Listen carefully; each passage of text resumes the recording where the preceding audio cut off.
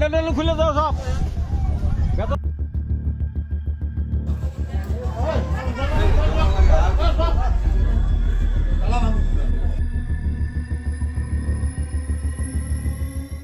বুঝছি মানে রাতি মানে আমি আমার ঘর এত নয়, এইটো আমার পুরানা ঘর।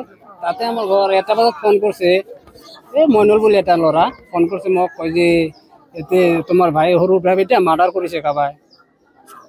কোৱা নাই যে কাই কৰিছে, এইটো কোৱা নাই। আমি কৈছো কাই কৰিলো এইটো মাৰ্ডাৰ ৰাতি 1টা বাজাত। এনেকা আমি আলো দৌৰে দৌৰি আলি চাওঁ দে মাৰ্ডাৰ কৰিছে বিছনাত, এনেকা পাইছো।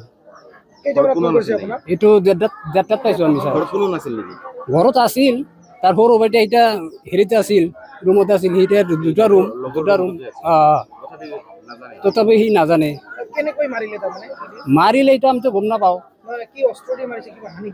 হানি দেখা পাওঁ এইটো ফুৰকি চুৰকি দিয়ে, ডেগাৰ চেগাৰতে মাৰিছে।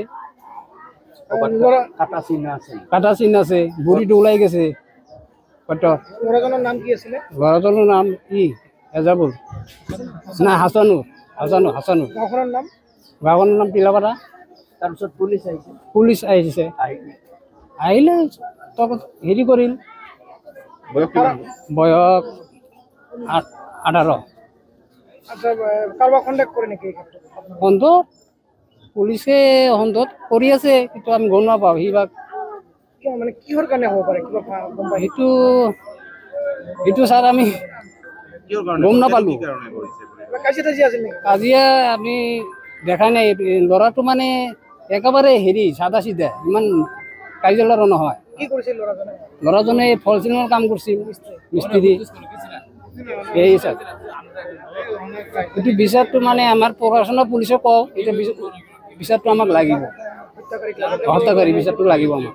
এইখিনিয়ে আমাৰ কথা। আজি মানে ৰাতি 2টামান বজাত আমি খবৰ পাইছোঁ, অভয়পুৰী থানাৰ বৰগলা আউটপোষ্টৰ আণ্ডাৰত এটা মাৰ্ডাৰৰ খবৰ পাইছোঁ।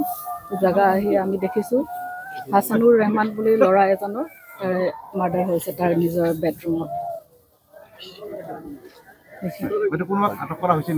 হয়, এতিয়ালৈকেতো কৰা নাই, আমি তদন্ত কৰিম, অতি সোনকালে উলিয়াব চেষ্টা কৰিম।